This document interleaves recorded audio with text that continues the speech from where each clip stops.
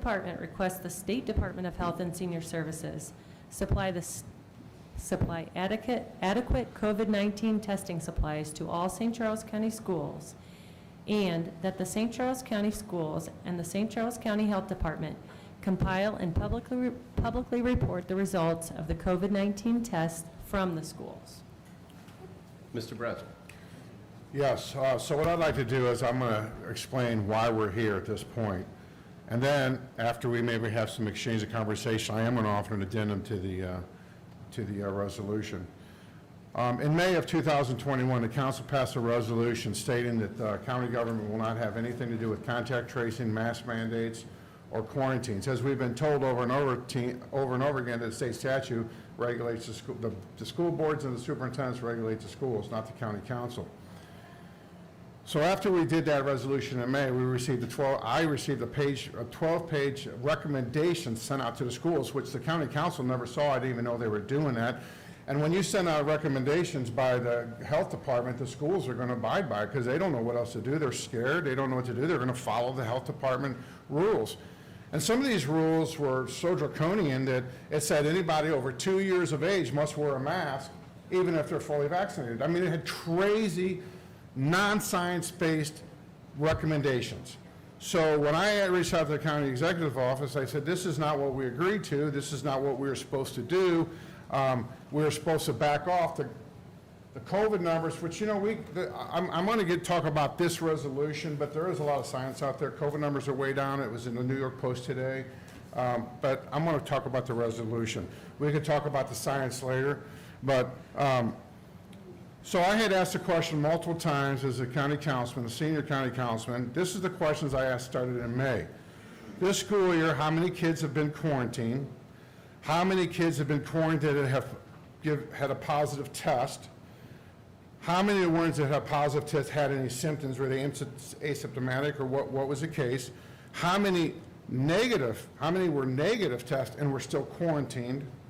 How many days later, after they received the letter, when they had close contact, how many days later did they receive a letter? You know, in some cases, it's 5 to 7 days. After they have this close contact, the health department sends them a letter. 7 days later, we got hundreds of letters stating that my kid had to be quarantined after close contact 7 days ago.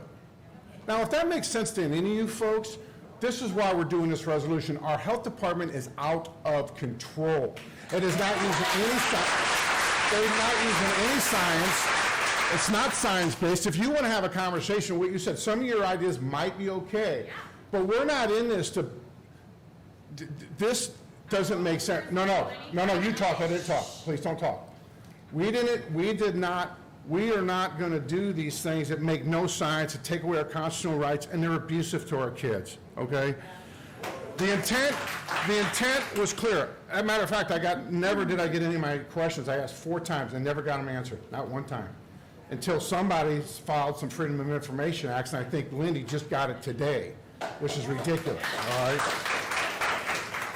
So the intent was clear with what the county council was. So the numbers are way down. It's a 99.009 chance of dying from COVID. And St. Charles County, we had you could sit there and scratch your head, whatever, but in St. Charles County, no one under the age of 10 died from COVID, all right? The reinfection of COVID cases is very, very, very rare. If you have COVID, the chance of getting COVID is very, very rare. And that's even out of the CDC. And if you read this thing from the New York Post that came out today, it explains all that. It says that the COVID cases are way down and that they're not even counting the people who have had COVID. All they want to do is jab people with a vaccination. So you got to ask yourself this. Let me ask you guys this. How would it look if the county health department said all white people have to do contact tracing and quarantines? Or what? All black people have to do contact tracing and quarantines. How is it any different that they're saying just children when they have the less chance of being affected by COVID? It makes no sense. It is totally discrimination against children. Why is that? Because they're an easy target. It just doesn't make any sense. So you're going to either treat everybody the same, or don't treat them equal.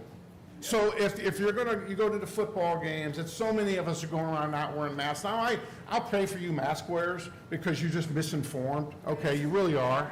Because the COVID thing is over. We're done with it, okay? So I will pray for you, I swear I will. I appreciate it. But, We will pray for you. You're a treasure. okay, so it's mentally abusive, it's physically abusive. Why are we following these draconian laws by our state, when really we would argue that we're not following the law. We would argue that we're not following, it's unconstitutional. When you violate the Constitution, you can't write a law to violate the Constitution. The Constitution supersedes all of their laws. So all this nonsense is unconstitutional. How ironic, it's Constitution Week. And the DMT, the Department of, these health departments, they don't need our permission. We don't need to ask their permission to lower the quarantine and the contact tracing. We just do it. Who's gonna, you got Perry County, you got these other counties that are just doing no action. A lot of these rural counties aren't doing anything.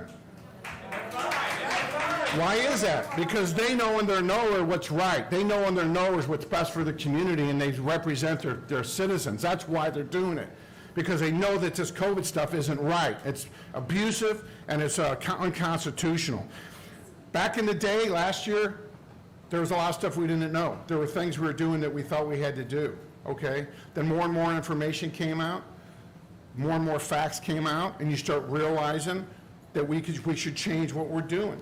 We're there now. The COVID stuff is over, okay? And it's over, all right?